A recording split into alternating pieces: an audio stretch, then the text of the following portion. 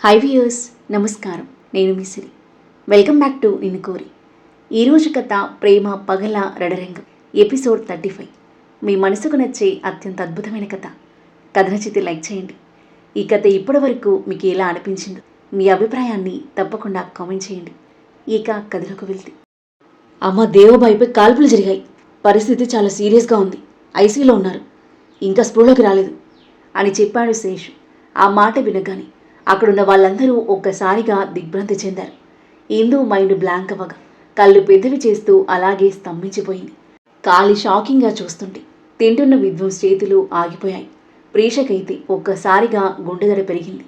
నాగవల్లి ఒక్కసారిగా లేచి శేషు దగ్గరకొచ్చి అతని కాలర్ పట్టుకొని, ఏ శేషు, ఇలాంటి జోకులు నా ముందు వేయకు, నేను నిన్ను కాల్ చేస్తాను అని కోపంగా అరిచింది. దేవపై కాల్పులు జరిగాయంటే జీర్ణించుకోలేకపోయింది నాగవల్లి. ఇందు తీవ్రంగా టెన్షన్ పడుతూ, దేవ ఇంకా ఎలా బ్రతుకున్నాడు? వాడి పరిస్థితిని బట్టి చూస్తే ఇప్పటికే చనిపోయి ఉండాలి. వాడు బ్రతకడమే అసాధ్యమని చెప్పాడు అని అనుకుంటూ చేతులు నలుపుకుంటూ ఉంది. ఇక ప్రీషా పరిస్థితి దారుణంగా మారింది. దేవా గురించి విన్న క్షణం నుంచి ఆమె గుండెలో ఏదో తెలియని ఆందోళన మొదలైంది. నిన్న రాత్రి నుంచి ఆమె మనసులో మొదలైన ఆ అశాంతి ఇప్పుడు మరింత పెరిగింది. ఆమె కళ్ళు శేషు మీదే నిలిచిపోయాయి. అతడు చెప్పేది అబద్ధమేమో అన్న ఆశతో చూస్తుంది. ఆమె గుండెల్లో తెలియని నొప్పి మొదలైంది. ఎంత వద్దనుకున్నా ఆమె కళ్ళలో కన్నీళ్లు నిండాయి. ఏయ్, నాకు నిజం చెప్పు, నువ్వు చెప్పిందంతా అబద్ధమే కదా అని అరిచింది నాగవల్లి. శేషు తలడ్డంగా ఊపుతూ, లేదమ్మా, నేను ఇలాంటి విషయాల్లో తమాషా చేయను. నిన్న రాత్రి శంకర్ దగ్గర నుంచి డబ్బు తీసుకుని వస్తుండగా దేవాబాయి మీద ఎవరో కాల్పులు జరిపారు. వెంటనే హాస్పిటల్కి తీసుకెళ్లారు అని అన్నాడు. నాగవల్లి గుండాగినంత పనైంది. ఏ హాస్పిటల్? ఆందోళనగా అడిగింది. కామిని అమ్మ. కాళీ, వెంటనే కార్తీ అని అంటూ నాగవల్లి పరుగులాంటి నడకతో వెళ్ళగా, సరే అమ్మా అని పరిగెత్తుకుంటూ వెళ్ళిపోయాడు కాళీ. వాళ్ళ వెనకాలి శేషు వెళ్ళిపోయాడు. ఇందు తీవ్రంగా టెన్షన్ పడుతూ తన గదిలోకి వెళ్ళి తన క్రైమ్ పార్ట్నర్కి ఫోన్ చేస్తుంది. విధ్వంస్ నెమ్మదిగా తలెత్తి వంకరగా నవ్వుతూ, ఆ వెధవింకా బతికే ఉన్నాడా అని తనలో తాను గొనుక్కున్నాడు. ఆ మాట ప్రీషాకి వినిపించి షాకింగ్గా అతని వైపు చూస్తుంది. అంటే నువ్వే అతనిపై దాడి చేశావా అని అడిగింది ప్రీషా నమ్మలేనట్లుగా. విధ్వంస్ ఆమె జుట్టుని మెల్లిగా చెవి వెనక్కి నెడుతూ, ఏంజిల్, నీ విధ్వంస్ తన శత్రువులని అంత తేలిగ్గా చంపేంత బలహీనుడు కాదు. శత్రువు ఆత్మవేదనతో విలువిల్లాడుతూ ప్రాణాల కోసం నన్ను వేడుకునే వరకు నాకు మనశ్శాంతి ఉండదు. ఆ తర్వాత నా చేతులతోనే వాణ్ణి అంతం చేస్తాను అని చెప్పి ఉన్మాదిలా నవ్వాడు. ప్రీషా భయంగా చూస్తూ, మరి ఇప్పుడు మీరు అన్నదానికి అర్థమేంటి అని అడిగింది. విధ్వంస్ ఆమె కళ్ళలోకి చూస్తూ, ఏంజిల్, నీ దృష్టి మొత్తం నా మీదే ఉండాలి. నువ్వు వేరెవరి గురించి ఆలోచించినా మాట్లాడినా నాకు అస్సలు నచ్చదు అని అన్నాడు ఒకంత సీరియస్గా. నేను అలాంటిదేం చేయడం లేదు, కానీ మీ నుండి నిజం తెలుసుకోవాలని అడిగాను అంతే అని అంది. విధ్వంస్ ఆమె చేతిని పట్టుకుని తన గుండెపై పెట్టుకుని, ఈ గుండె మీద నీకే పూర్తి హక్కుంది, కానీ కనీసం ఒక్కసారైనా అది నీదేనని నాకు అనిపించేలా చెయ్యి అని అన్నాడు. ప్రీషకి చిరాగ్గా ఉండగా ఏమీ మాట్లాడకుండా మొహం తిప్పుకొని తన చేతిని వెనక్కి తీసుకోవడానికి ప్రయత్నించింది. విధ్వంస్ చిరునవ్వుతో చూస్తూ, నా మనుషుల ద్వారా నిన్న రాత్రి దేవ విషయం తెలిసింది. సీరియస్ కండిషన్లో ఉన్నాడని, అందుకే అలా అన్నాను. ఇప్పుడు అవన్నీ వదిలేసి ప్రశాంతంగా బ్రేక్ఫాస్ట్ చేయి. అనవసరమైన విషయాల గురించి ఆలోచించి నీ సమయం వృధా చేసుకోకు అని చెప్పి తన చేతితో ఒక ముద్ద తీసి ఆమె నోటికి అందించాడు. అయిష్టంగానే నోరు తెరిచి తింటున్న ప్రీషా కళ్ళ ముందు దేవ భావరహితమైన మొహమే కదలాడుతుంది. విధ్వంస్ మాత్రం ప్రీషాకి తినిపించడంలో నిమగ్నమయ్యాడు. ప్రీషాకి తినాలి అనిపించకపోయినా బలవంతంగా తింటుంది. బ్రేక్ఫాస్ట్ ముగించిన తర్వాత ఫోన్ మోగడంతో లిఫ్ట్ చేశాడు విధ్వంస్. అవతలి వాళ్ళు చెప్పిన మాటలు విన్న వెంటనే, ఏంజిల్, నేను వెంటనే బయటకు వెళ్ళాలి, నువ్వు నీ రూమ్కు వెళ్ళు, నేను తిరిగి వస్తాను అని అన్నాడు. ప్రీష పరధ్యానంగానే తల ఊపింది. ఆమె చేయి పట్టుకుని ముద్దు పెట్టి, ఏంజిల్, నాలోని ఆవేశాన్ని అదుపు తప్పేలా ఏం చేయకు, నీకు అర్థమైంది కదా అని చెప్పి వేగంగా అక్కడి నుంచి వెళ్ళిపోయాడు. అతను వెళ్ళిపోయిన వెంటనే ఎంతోసేపు ఆపుకున్న కన్నీళ్లు ప్రీష కళ్ళ నుంచి జారిపోయాయి. పరిగెత్తుకుంటూ గదిలోకి వెళ్ళి డోర్ వేసుకుని గుండెపై చేయి వేసి గట్టిగా అదుముకుంది. అసలు నువ్వెవరు? నిన్ను నేను ఎందుకు ద్వేషించలేకపోతున్నాను? నువ్వు నాకు ఏమీ కావు, అయినా నీ గురించి ఏదైనా వింటే నా గుండెందుకు ఇలా నొప్పి పెడుతుంది. వేదాంత్, నువ్వెక్కడున్నావు? నాకు నువ్వు కావాలి. నాకు ఏమీ అర్థం కావడం లేదు. ప్లీజ్ త్వరగా తిరిగిరా. ఏడుస్తూ అలాగే డోర్ను ఆనుకుని కూర్చుంది. మరోవైపు ఇందు తన పార్ట్నర్ ఫోన్ లిఫ్ట్ చేయకపోవడంతో ఫ్రస్ట్రేషన్తో ఫోన్ బెడ్ మీద పడేసి పిచ్చిదానిలా గదిలో అటూ ఇటూ తిరుగుతూ ఉంది. కోపం, భయం రెండూ కలగలిపి ఆమెను మరింత అస్థిరంగా చేశాయి. కాసేపటికి అతని నుండి ఫోన్ రావడంతో టక్కును తీసుకుని లిఫ్ట్ చేసింది. ఫోన్ ఎత్తే ఉద్దేశం లేకపోతే ఆన్లో ఎందుకు వచ్చుతావు అని కోపంగా అరిచింది. అవతలి వ్యక్తి నవ్వుతూ, ఏమైంది మై డియర్? పొద్దునే భూకంపం ఏమైనా వచ్చిందా? ఇంత కోపంగా మాట్లాడుతున్నావు అని అడిగాడు. దేవ బ్రతికి బయటపడితే మన జీవితాలనే భూకంపం వస్తుంది అని అంది ఇందు ఆందోళనగా. ఏంటి, వాడు చనిపోయాడు కదా, మరి బ్రతుకుంటే అని ఎందుకంటున్నావు? వాడి శవం ఇంకా ఇంటికి రాలేదా అని అన్నాడు. ఇందు పళ్ళు బిగిస్తూ, లేదు, ఇంకా బ్రతికే ఉన్నాడు, హాస్పిటల్లో ట్రీట్మెంట్ తీసుకుంటున్నాడు అని చెప్పింది. ఆ వ్యక్తి మైండ్ బ్లాంక్ అయిపోయింది. ఏమంటున్నావు నువ్వు? దేవ బ్రతికే ఉన్నాడా? అవును, ఈసారి కూడా నువ్వు ఫెయిల్ అయ్యావు. వాడు బ్రతికి బయటపడితే మనల్ని బ్రతకనివ్వడు. ఆ వ్యక్తి నవ్వుతూ, మై డియర్, వాడి గురించి అంతగా టెన్షన్ పడుకో. ఇప్పుడు వాడు హాస్పిటల్లో ఉన్నాడు, నేను అక్కడికి వెళ్ళి వాడిని ఫినిష్ చేస్తాను అని అన్నాడు. నీకు అసలు బుద్ధుందా లేక ఇక నేను అమ్మేశావా? ఇప్పుడు నువ్వు వాడి ముందుకు వెళ్తే నిన్ను ఒక్క క్షణం కూడా బ్రతకనివ్వడు, నిన్ను చూడగానే కాల్ చేస్తాడు అంది పిచ్చి కోపంతో. అయితే ఇప్పుడు నేనేం చేయాలి? ముందు వాడి పరిస్థితి ఏంటో పూర్తిగా తెలుసుకోవాలి, ఆ తర్వాత ఏ ప్లాన్ అయినవి అని అంది. సరే, ముందు ఆ విషయం తెలుసుకుంటాను, ఆ తర్వాత నెక్స్ట్ స్టెప్ తీసుకుంటాను, నువ్వు టెన్షన్ పడకు అని చెప్పి కాల్ కట్ చేశాడు. ఇందు బెడ్పై కూలబడింది. భయంతో ఆమె గుండె వణికిపోతుంది. దేవ బ్రతికి బయటపడితే తమ ప్లాన్ మొత్తం తలక్రిందులవుతుంది. అంతేకాదు, దేవ ఎవరిని వదిలిపెట్టడు. అతని నీడలా ఉండే మిత్ర కూడా తమను చంపడానికి వెనుకాడడు. ఆలోచనతో ఆమె భయాందోళన మరింత పెరిగింది. నాగవల్లి కాళీ శేషుతో కలిసి హాస్పిటల్కి చేరుకుంది. దేవాని ఏ హాస్పిటల్లో చేర్చారో తెలిసిన శేషు వారిని డైరెక్ట్గా ఆపరేషన్ థియేటర్ దగ్గరికి తీసుకెళ్లాడు. అక్కడ ఒక కార్నర్లో తలపట్టుకుని దిగాలుగా కూర్చొని ఉన్నాడు మిత్ర. ఒకవైపు వినయ్, ఇమ్రాన్ మౌనంగా నిలబడి ఉన్నారు. నాగవల్లి మిత్ర దగ్గరకొచ్చి, దేవ ఎలా ఉన్నాడు అని అడిగింది ఆందోళనగా. కానీ మిత్రకు ఆమె మాటలు వినిపించినట్టే లేదు. అలాగే శూన్యంలోకి చూస్తూ కూర్చున్నాడు. మిత్ర అని అరిచింది. ఆమె గట్టిగా అరిచిన స్వరం విన్న శేషు దవడ బిగుసుకుపోయింది. అతను కోపంగా నాగవల్లి వైపు చూడసాగాడు. పరిస్థితి ఉద్రిక్తంగా మారుతుండడంతో వినయ్, ఇమ్రాన్ ముందుకొచ్చారు. ఇంకా సీరియస్గానే ఉన్నాడమ్మా, స్పృహలోకి రాలేదు అని చెప్పాడు ఇమ్రాన్. అసలేం జరిగింది? శంకర్ దగ్గరికి వెళ్ళి డబ్బు తీసుకుని వస్తుండగా ఎవరో కాల్పులు జరిపారమ్మా, తల వంచుకుని చెప్పాడు వినయ్. నాగవల్లి కోపంతో రగిలిపోయింది. నా దేవాను చంపాలనే ధైర్యం ఎవరికొచ్చింది? ఆ దుర్మార్గుడెవడు? మీరు అక్కడే ఉన్నారు కదా, వాడిని ఎందుకు పట్టుకోలేకపోయారు? ఖాళీ చేతులతో ఎక్కడికి వచ్చారు అంటూ ఆగ్రహంగా ప్రశ్నించింది. అమ్మ, బాయికి బుల్లెట్ తగిలిన వెంటనే మేము ఆ మనిషిని పట్టుకోవాలని ప్రయత్నించాం, కానీ వాడు పారిపోయాడు. పైగా ఆ సమయంలో బాయి ప్రాణాలు కాపాడడం ముఖ్యమని వెంటనే ఆయన్ని హాస్పిటల్కి తీసుకురావాల్సి వచ్చింది. దేవ ఉక్కు మనిషి, 2 బుల్లెట్లతో వాడికి ఏమీ కాదు. నాకు కావాల్సింది వాడి. నా దేవాని స్థితికి తీసుకొచ్చిన ఆ విధవ. ముందు వాడెవడో చెప్పండి. దేవానిలా గాయపరిచేంత బలం ఎవరికుంది? అక్కడ జరిగిన విషయం మొదటి నుంచి చివరి వరకు ఒక్క మాట కూడా దాచుకుని చెప్పండి అని అంది. ఆ మాటలు విన్న వినయ్, ఇమ్రాన్ మొహాలు చూసుకున్నారు. చెప్పండి అని రెట్టించింది నాగవల్లి. వినయ్ మెల్లిగా చెప్పడం స్టార్ట్ చేశాడు. అమ్మ, కాల్పులు జరిగిన వెంటనే దేవబాయిని హాస్పిటల్కి తీసుకెళ్తున్నాం. అప్పుడే చాలా రోజులుగా కనిపించకుండా పోయిన మన కంటైనర్ గురించి ఒక ఇన్ఫర్మేషన్ వచ్చింది.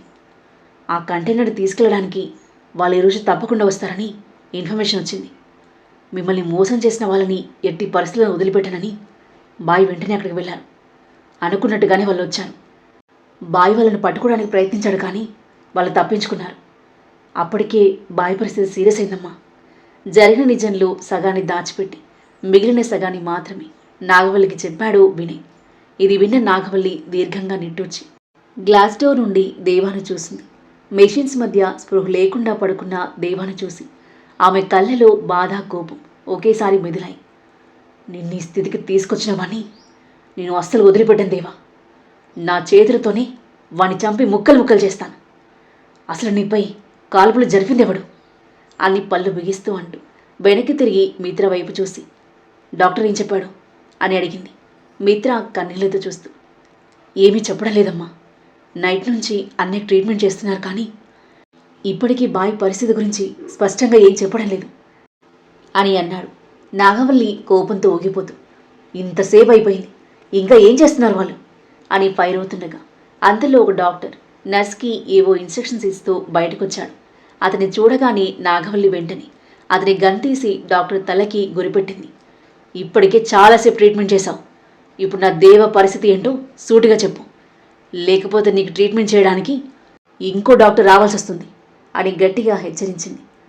సడన్గా తన తలపై గన్ చూసిన డాక్టర్ ఒక్కసారిగా భయంతో వణికిపోయాడు.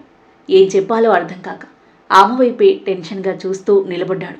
నాగవల్లి గన్ను మరింత దగ్గర చేస్తూ, త్వరగా మాట్లాడు, లేకపోతే ట్రిగ్గర్ నొక్కడానికి నాకు ఒక్క సెకండ్ కూడా పట్టదు. డాక్టర్ తడబడుతూ, చూడమ్మా, ఇది హాస్పిటల్, ఇక్కడ ఇలా అని చెప్పబోతుండగా, అనవసరమైన ఉపన్యాసాలు వద్దు, నేను అడిగిన దానికి మాత్రమే సమాధానం చెప్పు అంటూ అరిచింది నాగవల్లి. డాక్టర్ నిస్సహాయంగా మిత్ర వైపు చూశాడు. పరిస్థితి అర్థం చేసుకున్న మిత్ర, అమ్మా గన్ కిందకి దించు, ముందు డాక్టర్ ఏం చెప్తున్నాడో విందాం అని చెప్పి డాక్టర్ వైపు తిరిగి, డాక్టర్, అన్నయ్య పరిస్థితి ఎలా ఉంది? ఇంకా స్పృహ ఎందుకు రాలేదు? ఇప్పటికీ చాలా టైం అయింది అని అడిగాడు.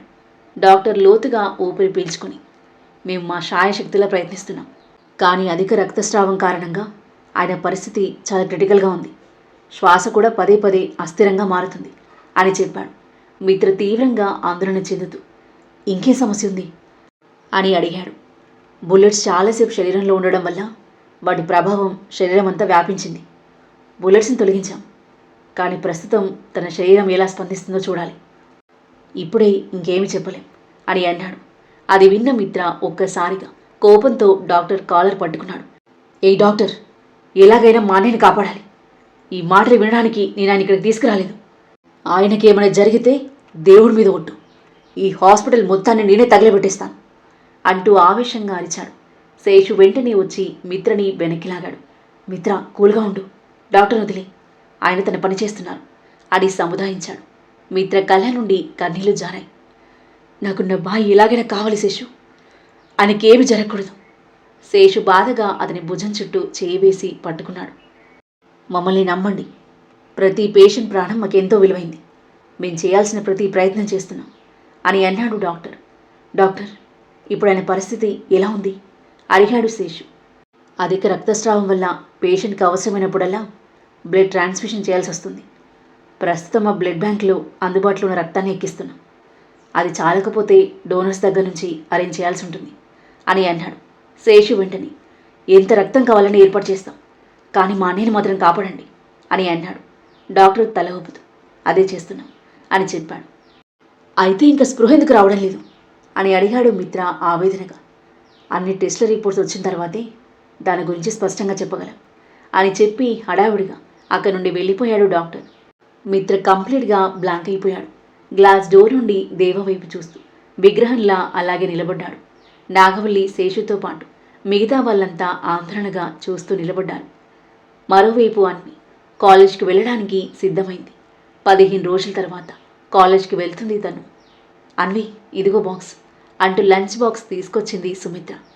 బాక్స్ బ్యాగ్లో పెట్టుకున్న అన్వి, బాయమ్మ, ఏమీ ఆలోచించకుండా పడుకో, మధ్యాహ్నం టైంకి తిను అని అంది. అలాగే, నా గురించి బాధపడకు, నేను బాగానే ఉంటాను, నువ్వు చదువు మీద దృష్టి పెట్టు అంది సుమిత్ర. అన్వి తలూపి బయటికి వెళ్ళిపోయింది. ఇంతకు ముందు రోజు ప్రీషా డ్రాప్ చేసేది కాలేజ్లో. అక్క లేకుండా కాలేజ్కి వెళ్ళడం ఇదే మొదటిసారి అన్వికి. ఇద్దరు నవ్వుకుంటూ మాట్లాడుకుంటూ స్కూటీలో వెళ్ళడం గుర్తొచ్చి అన్వి కళ్ళల్లో నీళ్ళు నిండాయి. తనని తాను తమాయించుకుని పొరుగువారి సూటి చూపులని, వ్యంగ్యమైన మాటలని పూర్తిగా పట్టించుకోకుండా నడుచుకుంటూ మెయిన్ రోడ్ వరకు వెళ్ళి ఆటోలో కాలేజ్కి వెళ్ళిపోయింది. కాలేజ్లో తన ఇంటి చుట్టుపక్కల వాళ్ళు ఎవరూ లేకపోవడంతో ప్రీషా గురించి ఎవరికీ తెలియదు. అది అన్వికి కాస్త ఊరటనిచ్చే విషయం. ఎవరితోనూ మాట్లాడకుండా నిశ్శబ్దంగా తన క్లాస్పై దృష్టి పెట్టింది. కాలేజ్ అవ్వగానే పోలీస్ స్టేషన్కి బయలుదేరింది. ప్రీషా కనిపించకుండా పోయి 15 రోజులు దాటిపోయాయి. కానీ ఇప్పటి వరకు ఆమె గురించి చిన్న ఇన్ఫర్మేషన్ కూడా దొరకలేదు. అన్వి తన అక్కను వెతకడానికి చేయగలిగిన ప్రతి ప్రయత్నం చేస్తూనే ఉంది.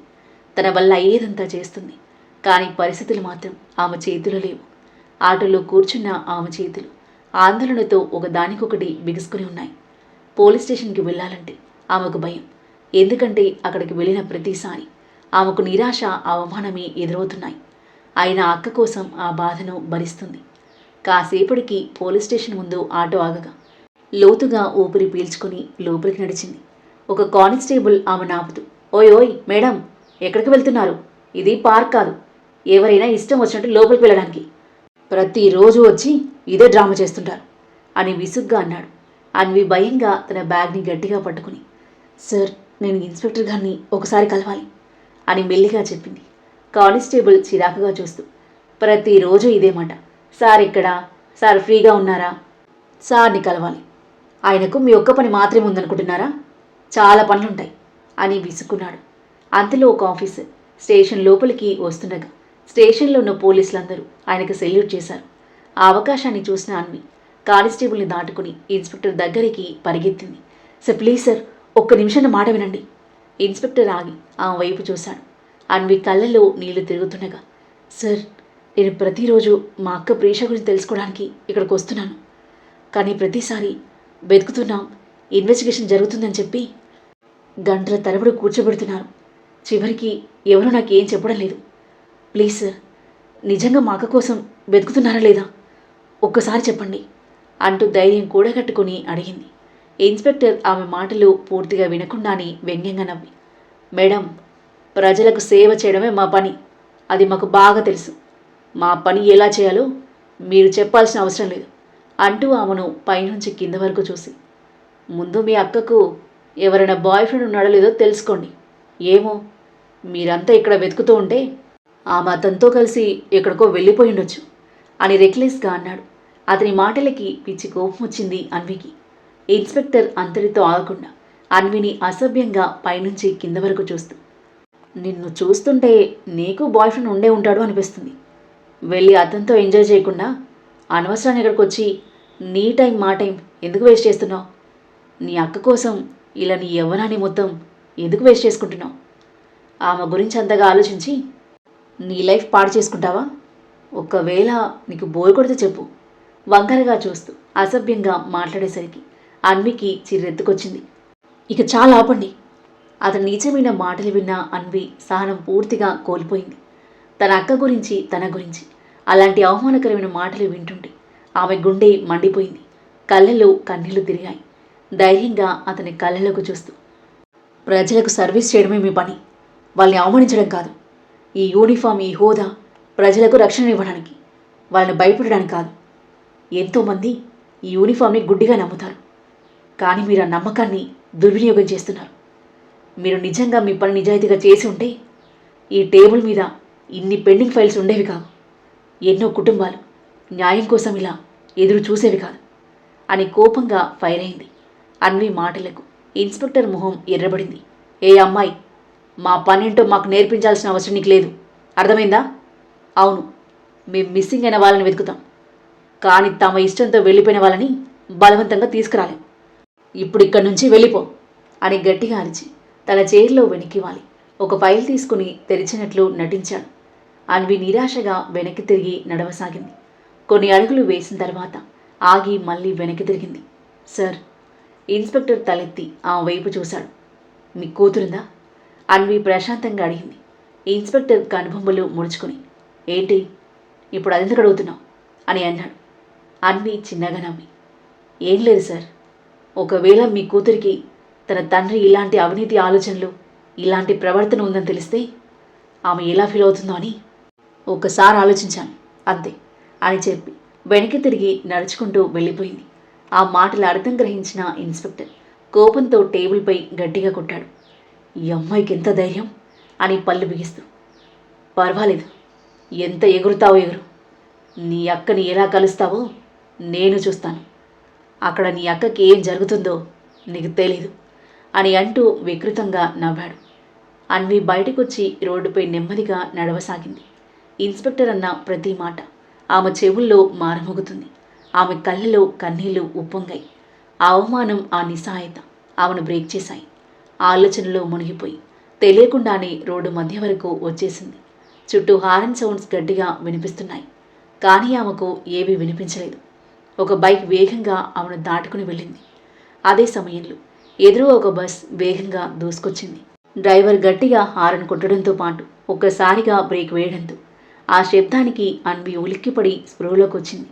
చుట్టూ చూసేసరికి అక్కడున్న వాళ్ళందరూ ఆమెని వింతగా చూస్తున్నారు.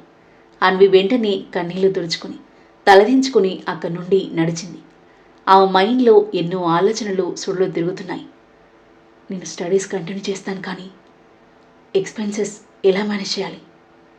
కాలేజ్ ఫీజ్, అమ్మ మెడిసిన్, ఇంట్లో ఖర్చులు, ఇవన్నీ ఎలా?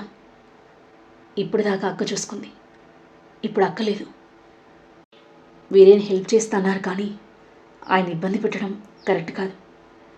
ఏదో ఒక జాబ్ చూసుకోవాలి.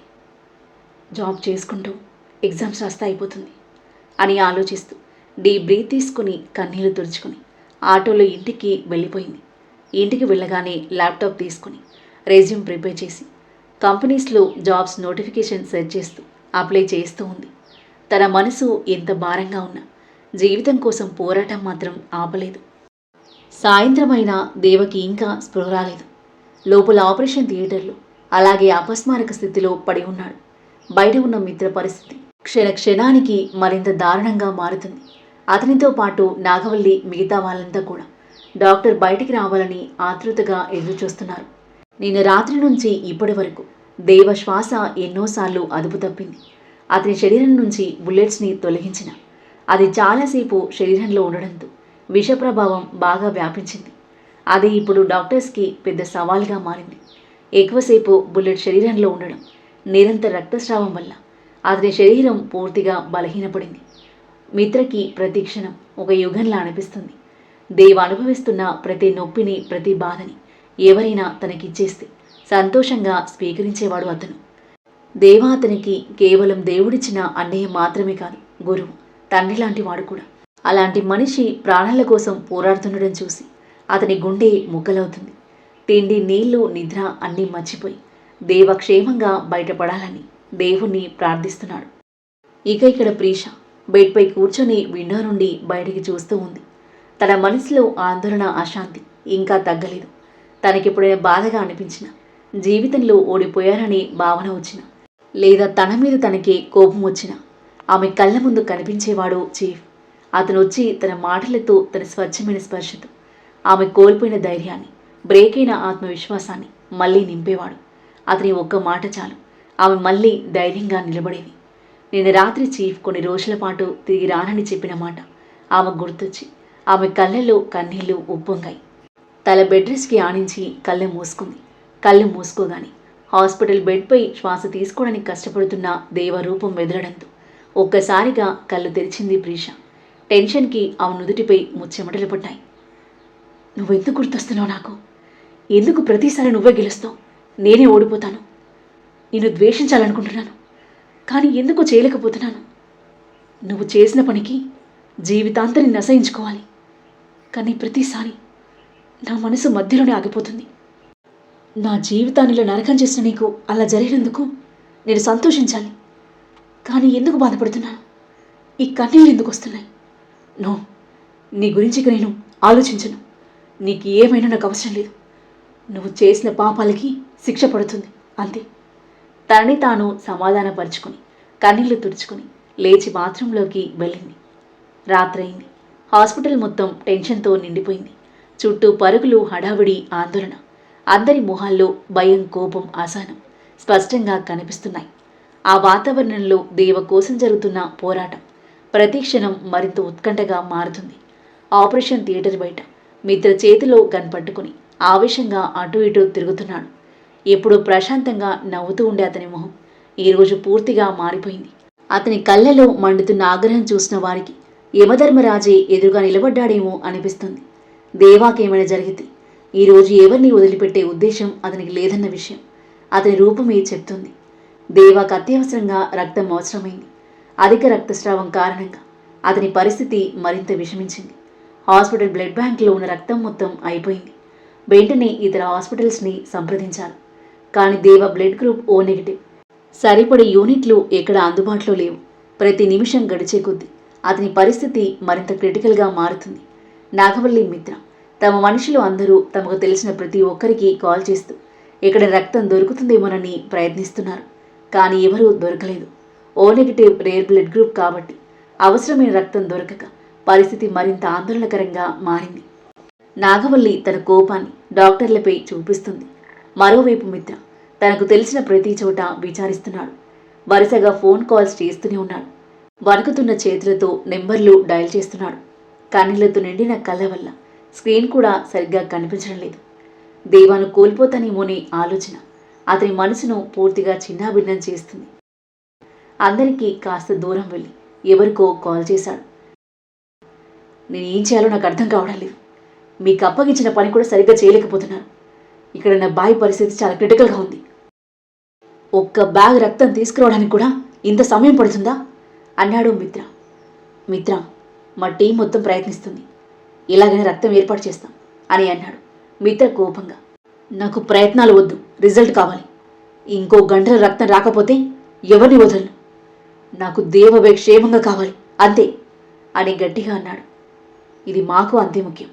ఏం చేయాల్సి వచ్చినా చేస్తాం అని చెప్పగానే మిత్ర ఇంకో మాట కూడా వినకుండా కాల్ కట్ చేశాడు. 2 చేతులు నడుంపై పెట్టుకుని ఆకాశం వైపు చూశాడు. కళ్ళలోని కన్నీళ్లు ఆగకుండా కారుతున్నాయి. అక్కడ నాగవల్లి డాక్టర్లపై తీవ్ర ఆగ్రహంతో మండుతుంది. అదే సమయంలో వెనుక నుంచి ఒక గంభీరమైన స్వరం వినిపించింది. అది సీనియర్ డాక్టర్ నిశాంత్. నాగవల్లికి ఏమాత్రం భయపడకుండా ప్రశాంతంగా ఆమె ముందుకొచ్చాడు. నాగవల్లి కోపంతో ఊగిపోతున్నా అతను స్థిమితంగా ఆమెతో మాట్లాడుతున్నాడు. చివరికి నాగవల్లి తన గంతీసి డాక్టర్ నిశాంత్ తలపై పెట్టింది. నా కొడుకును కాపాడలేకపోతే నీ తల ఎగిరిపోతుంది, అర్థమైందా? డాక్టర్ నిశాంత్ ఏమాత్రం భయపడకుండా ఆమె కళ్ళలోకి సూటిగా చూస్తూ 2 చేతులు జోడించాడు. మీరు చెప్పింది నిజమే. ఒక మనిషిని చంపడం చాలా సులభం, కొన్ని సెకండ్ల పని. కానీ ఒక ప్రాణాన్ని కాపాడడం అదంత తేలిక కాదు. ప్రాణం తీసే వాళ్ళకు ఒక ప్రాణం విలువ నిజంగా తెలుసుంటే వాళ్ళు ఎప్పుడూ అలాంటి ఆటలు ఆడరు. కానీ తమకు అత్యంత ప్రియమైన వ్యక్తి ఇలాంటి పరిస్థితులు పడితే అందరూ డాక్టర్లని ప్రశ్నిస్తారు. వాళ్ళని తమ చేతులున్న బానిసల్లా భావించి ఆదేశాలు ఇవ్వడం మొదలు పెడతారు. మీ బాధ నాకు అర్థమవుతుంది. కానీ ఒక విషయం మాత్రం గుర్తుంచుకోండి.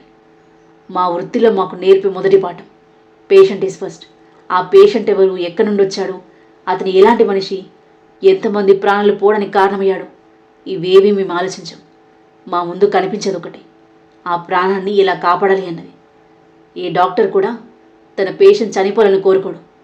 ప్రతి ఒక్కరూ తమ శక్తి మేరకు చివరి వరకు పోరాడుతూనే ఉంటారు. ఇప్పుడు మేము కూడా అదే చేస్తున్నాం.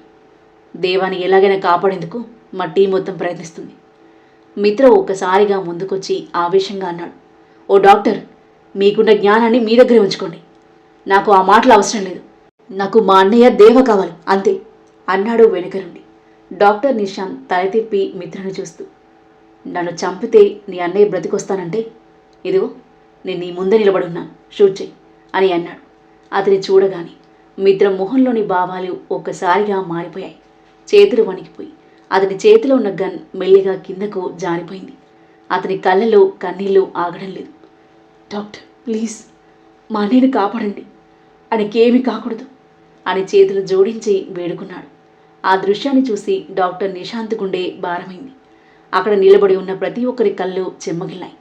ఎప్పుడు ధైర్యంగా కనిపించే మిత్ర ఇలా బ్రేక్ అవ్వడం చూసి అందరి హృదయాలు కదిలిపోయాయి. అతని బాధను అర్థం చేసుకున్న డాక్టర్ నిశాంత్ మెల్లిగా అతని భుజంపై చేయి వేసి తట్టి, చూడండి, మేము మా వంతు ప్రయత్నం చేస్తున్నాం. మీ అన్నయ్యను కాపాడడానికి మా టీం శాయశక్తిలో పోరాడుతుంది. చివరి వరకు ప్రయత్నిస్తాం అని అన్నాడు. మిత్ర కన్నీళ్లతో అతని వైపు చూస్తూ, డాక్టర్, నేను ఒకసారి మా అన్నయ్యను చూడొచ్చా అని అడిగాడు. డాక్టర్ నిశాంత్ కాసేపు మౌనంగా ఉండి, జనరల్గా అలాంటి అనుమతి ఇవ్వం, ఇన్ఫెక్షన్ వచ్చే ప్రమాదం ఉంది అని చెప్పాడు. నేను చాలా జాగ్రత్తగా ఉంటాను, ప్లీజ్ డాక్టర్, ఒక్కసారి మాత్రమే అని రిక్వెస్ట్ చేయగా, ఓకే, కానీ జస్ట్ 2 minutes మాత్రమే. పేషెంట్ని తాకకూడదు, చాలా దగ్గరికి వెళ్ళకూడదు, అర్థమైందా?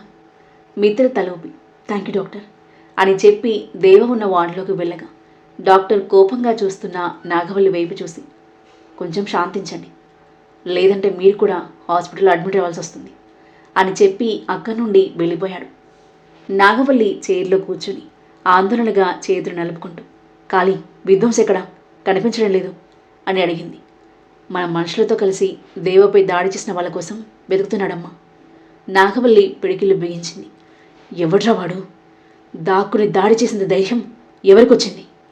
ఇద్దరూ గాఢంగా ఆలోచనల్లో మునిగిపోయారు. దేవ వాటిలోకి అడుగుపెట్టిన మిత్ర డోర్ దగ్గర నిలబడి దేవాను కళ్ళార్పకుండా చూస్తున్నాడు. అతని శరీరమంతా కట్టెలతో నిండిపోయింది. ముక్కుపై ఆక్సిజన్ మాస్క్, చేతులకు ఐవీ లైన్స్, ఛాతికి మానిటర్ వైర్లు, చుట్టూ ఎన్నో మిషన్స్. ఆ దృశ్యం చూసి మిత్ర గుండె పగిలిపోయింది. నిన్నటి వరకు తనదైన స్టైల్తో, తనదైన యాటిట్యూడ్తో అందరికీ ధైర్యం చెప్పిన తన బాయిని అలాంటి స్థితిలో చూసి తట్టుకోలేకపోయాడు. నెమ్మదిగా దేవ దగ్గరికి వెళ్ళి కన్నీళ్లు తుడుచుకుంటూ, బాయ్, కళ్ళు తెరువు, చాలు డ్రామా, నన్ను ఇలా భయపెట్టకు. నువ్వు లేకుండా ఏం చేయాలో నాకు తెలియదు. అమ్మ, నాన్న, జాన్ అందరూ నన్ను వదిలిపెట్టి వెళ్ళిపోయారు. నాకు మళ్ళీ బ్రతకడం నేర్పింది నువ్వే. ఇప్పుడు నన్ను మళ్ళీ అనాథని చేయకు బాయ్. నేను ఎక్కడికి వెళ్ళనివ్వను. అవసరమైతే నువ్వు నమ్మి ఆ శివుడితో కూడా నేను పోరాడతాను. నీకేమైనా జరిగితే ఆయన గుడి ముందు నా ప్రాణాల్ని అర్పిస్తాను, కానీ నిన్ను మాత్రం కోల్పోను. ఎట్టి పరిస్థితులను కోల్పోను అని అంటూ చిన్న పిల్లాడిలా వెక్కి వెక్కి ఏడుస్తున్నాడు. అతని కన్నీటి చుక్కలు దేవ చేతిపై జారి పడుతున్నాయి. మిత్ర పలికిన ప్రతి మాట దేవాకి వినిపిస్తుంది. కానీ ఇప్పుడు అతను ఏమీ చేయలేని స్థితిలో ఉన్నాడు. అతని కంటి మూలల నుంచి కన్నీటి చుక్కలు మౌనంగా జారాయి. నర్స్ లోపలికొచ్చింది. సార్, ప్లీజ్, మీరు బయటికి వెళ్ళాలి. పేషెంట్కి రెస్ట్ అవసరం. పైగా ఇన్ఫెక్షన్ వచ్చే రిస్క్ కూడా ఉంది అని మెల్లిగా చెప్పింది. మిత్ర దేవవైపు చివరిసారి చూసి నెమ్మదిగా బయటికి వెళ్ళిపోయాడు. మిత్ర భారంగా అడుగులు వేస్తూ బయటికొచ్చి చైర్లో కూర్చున్నాడు. తల వంచుకుని 2 చేతులతో జుట్టు పట్టుకుని నేలవైపు శూన్యంగా చూస్తూ ఉన్నాడు. అతనికి ఏం చేయాలో అర్థం కావడం లేదు. ఎంత ధైర్యం తెచ్చుకున్నా తన ప్రతి ప్రయత్నం విఫలమవుతూనే ఉంది. అతని కళ్ళ ముందు గత జ్ఞాపకం మెదిలింది. తన ప్రాణ స్నేహితుడు హాస్పిటల్ బెడ్పై పడి ఉన్నాడు. ఊపిరి పీల్చుకోవడానికి తీవ్రంగా ఇబ్బంది పడుతున్నాడు. అతని చేయి మిత్ర చేతిలో ఉంది. కానీ ఒక క్షణంలోని ఆ చేయి అతని చేతుల నుంచి జారిపోయింది. అది గుర్తు చేసుకుంటున్న మిత్రకి సడన్గా దేవాకి ఇంతకుముందు అవసరమైనప్పుడు బ్లడ్ ఎక్కించింది గుర్తొచ్చింది. అవును, బాయ్ యొక్క ఎన్జిఓకి బ్లడ్ డొనేట్ చేస్తారు కదా, రేర్ గ్రూప్ అని, ఎమర్జెన్సీ టైంలో ఉపయోగపడుతుంది అని. ఆ ఎన్జిఓ దగ్గర బాయ్ గ్రూప్ బ్లడ్ ఉండే ఛాన్స్ ఉంది. లేకపోయినా డోనర్స్ లిస్ట్ ఉంటుంది. ఆ డీటెయిల్స్ బాయ్ డైరీలో ఉన్నాయి. అది గుర్తుకు రాగానే చా అంటూ తన నుదిటిపై గట్టిగా కొట్టుకున్నాడు. ఇంత ముఖ్యమైన విషయం నాకు ఇంతవరకు ఎందుకు గుర్తు రాలేదు అని అంటూ తన మీద తనకి తీవ్ర కోపం వచ్చింది. క్షణం ఆలస్యం చేయకుండా వెంటనే లేచి ఇంటికి బయలుదేరాడు. ఇక్కడ ప్రీష పని మనిషి ఫుడ్ తీసుకొచ్చి ఇవ్వగా తినాలి అనిపించకపోయినా కాస్త తినేసి గది డోర్ తీసుకుని లాన్లో నిలబడింది. దేవ గురించిన ఆలోచనలు, ఆందోళన ఆమె మనసును ఏమాత్రం వదిలిపెట్టలేదు. కింద ఎవరివో మాటలు వినిపించడంతో కిందకు చూసింది ప్రీష. శేషు మరో 2 మాట్లాడుకుంటున్నారు.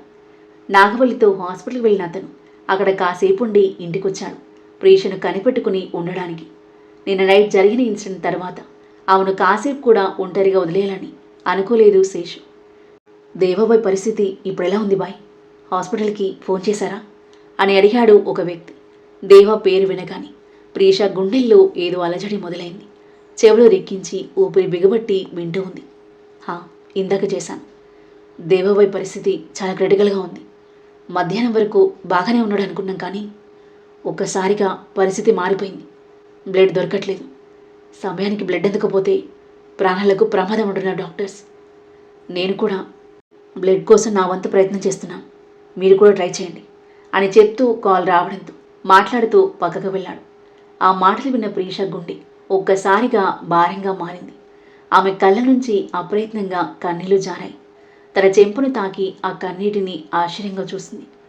నేను ఎందుకు ఏడుస్తున్నాను అని తనలో తానే ప్రశ్నించుకుంటూ గదిలోకి వెళ్ళి ఆందోళనగా అటూ ఇటూ నడవసాగింది. తన ఫీలింగ్స్ ఏంటో తనకే అర్థం కావట్లేదు. మార్నింగ్ నుంచి అతను ఎలా ఉన్నాడో తెలుసుకోవాలనిపిస్తుంది, కానీ నాకు ఎలా తెలుస్తుంది? ఎందుకు నా మనసంతా అతని గురించి ఆలోచిస్తుంది? ఆ ప్రశ్నలకు సమాధానం మాత్రం ఆమెకు దొరకలేదు. ఆమె మనసు పూర్తిగా అయోమయంలో మునిగిపోయింది. విసుగ్గా వెళ్ళి బెడ్పై కూర్చుంది. వాల్ క్లాక్ వైపు చూసేసరికి అప్పటికి రాత్రి 9:30 అయింది. విధ్వంస్ ఇంకా ఇంటికి తిరిగి రాలేదు. అది ఆమెకు కాస్త రిలీఫ్గా అనిపించింది. కాసేపటి తర్వాత ల్యాండ్లో ఎవరో పరిగెడుతున్న అడుగుల శబ్దం వినిపించింది. ఫాస్ట్గా లేచి విండోలోంచి చూసింది.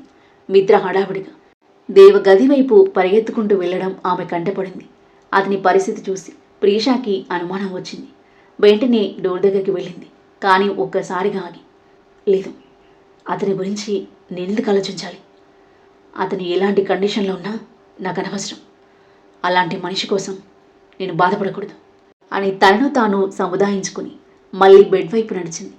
ఇక్కడ దేవా గదిలో మిత్ర డైరీ కోసం అంతా వెతుకుతూ ఉన్నాడు. అల్మారాలు, బెడ్, బుక్స్ మధ్య ప్రతి డ్రాయర్ అన్నీ వెతుకుతున్నాడు. కానీ ఎక్కడా కనిపించలేదు. అలాగే వెతుకుతుండగా ఒక చెక్క పెట్టె కనిపించింది. అందులో కొన్ని ఫోటోలు, పర్సనల్ థింగ్స్ ఉన్నాయి. అందులోని ఒక ఫోటోను చూడగానే అతని కళ్ళల్లో నీళ్లు తిరిగాయి. చేతిలోకి తీసుకుని చూశాడు. ఆ ఫోటోలో 2 కుటుంబాలు, కొందరు చిన్నపిల్లలున్నారు. ఆ ఫోటోని చూడగానే మిత్రకి ఒక్కసారిగా దుఃఖం పొంగుకొచ్చింది. దాన్ని గుండెలకు హత్తుకుని బరసయ్యాడు. మిమ్మల్ని చాలా మిస్ అవుతున్నాను. బాయిని ఎలాగైనా కాపాడండి, లేకపోతే మీ మిత్ర మళ్ళీ అనాథైపోతాడు అని ఏడుస్తుండగా అతని భుజంపై ఎవరో చెయ్యి వేయడంతో తలెత్తి చూసిన మిత్ర ఎదురుగా ఉన్న వ్యక్తిని చూసి ఒక్కసారిగా ఆశ్చర్యపోయాడు. ఎదురుగా ఉన్న వ్యక్తి ఎవరు? తనని చూసి మిత్ర ఎలా రియాక్ట్ అవుతాడు? దేవా పరిస్థితి గురించి ప్రీష మిత్రని అడుగుతుందా? దేవాను చూడ్డానికి హాస్పిటల్కి వెళ్తుందా? దేవాపై అటాక్ చేసిన ఆ వ్యక్తి ఎవరు? దేవాపై మళ్ళీ ఎలాంటి ప్లాన్లు వేయబోతున్నారు? దేవ ప్రాణాలతో బయటపడతాడా లేదా? ఈ ప్రేమ పగల రణరంగంలో ఎవరి జీవితం ఏ మలుపు తీసుకోబోతుంది? అద్భుతమైన కథనంతో ఊహకందని మలుపులతో ఎంతో ఆసక్తికరంగా సాగి ఈ కథ యొక్క నెక్స్ట్ ఎపిసోడ్ కోసం మన నెక్స్ట్ వీడియో చూడండి. ఈ స్టోరీ ముందు ముందు మరింత ఆసక్తికరంగా, రసవత్తరంగా మారబోతుంది. ఒక్కొక్క ట్విస్ట్ రివీల్ అవుతూ చాలా ఎగ్జైటింగ్గా ఉంటుంది. కథ నచ్చితే లైక్ చేయండి.